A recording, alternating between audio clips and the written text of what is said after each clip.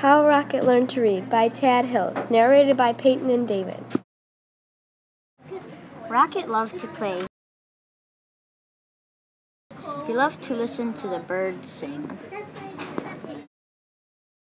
Every fall morning after chasing leaves, Rocket would lie down in his favorite spot under his favorite tree. There he'd sniff the neighborhood smells and settle for a good nap. But one day, a little yellow bird startled Rocket. "Aha, my first student. Wonderful," she sang. Rocket was confused. "Student, I'm not a—" "But if I am your teacher," the bird interrupted, "then you must be my student." Rocket found it hard to argue with this bird.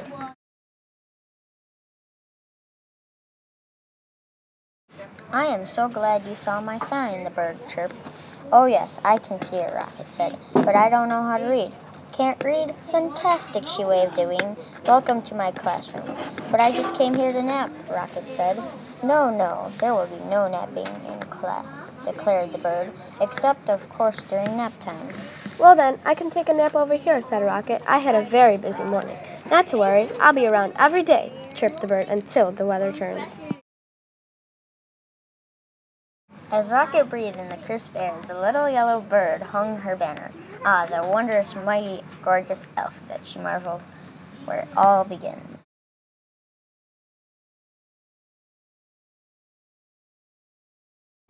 Opening a book, the bird began to read. She sang out the story of an unlucky dog named Buster who had lost his favorite bone. A cool breeze carried her lively voice across the yard. At first, Rocket was disturbed. But before long, he found himself captivated. To Rocket, the story was as delicious as earthy smells of fall. It was as exciting as chasing leaves. He closed his eyes and listened to every word. As Buster dug and dug under the lilac bush, the bird read, he felt something familiar. Rocket waited. Was it the bone? He wondered. Silence. Was it the bone? He called to the bird. More silence.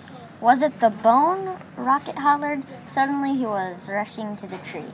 Well, was it? But the little yellow bird was gone.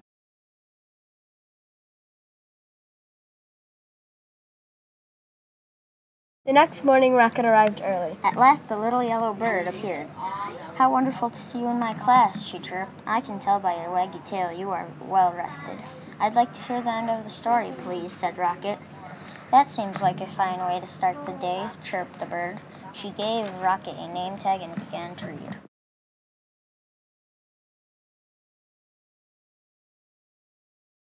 Every day, Rocket returned to the little yellow bird's classroom. In the morning, the bird taught him a new letter, until he learned all the wondrous, mighty, gorgeous alphabet. Together they sang out the sounds that each letter makes, and spelled the sounds they heard around them. With a G and many R's, they spelled Mr. Barker's growl. Grrr!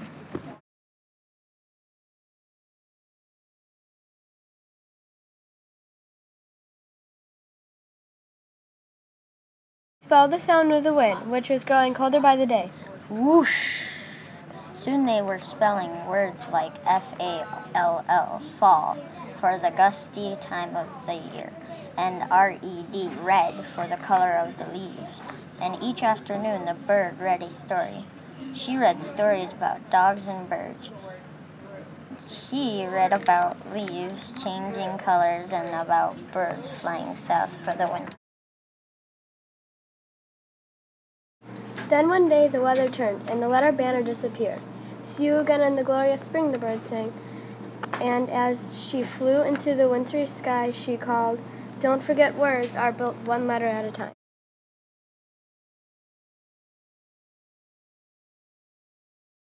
The days grew shorter and the leaves fell from the trees. The grass became crunchy. Soon Rocket's classroom disappeared under the snow.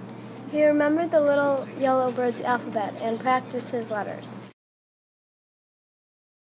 Rocket thought about the bird's sweet chirp while he sounded out words like D-I-G, dig, and W-I-N-D, wind, and cold, C-O-L-D. He made a new friends and spelled their names. Hello, E-M-M-A, Emma. Hi there, F-R-E-D, Fred. He spelled everything. S-U-N, sun, M-E-L-T, melt. When Rocket spelled M-U-D, mud, he knew that spring, as it always does, had returned. The breeze blew warmer, the grass grew greener, the sign appeared. Early the next morning, Rocket rushed to his classroom. As he waited, he spelled W-A-G, wag. Soon the little yellow bird arrived. Aha, my star student, she sang. How wonderful to see you. I can tell by your waggy tail that you are ready for class. Then together they began to read. They read stories about birds flying north in the spring. They read about picnics in the warm sun, and they read about Buster, the lucky dog who found his bone under the lilac bush. And when they were done, they read it again and again, and A-G-A-I-N.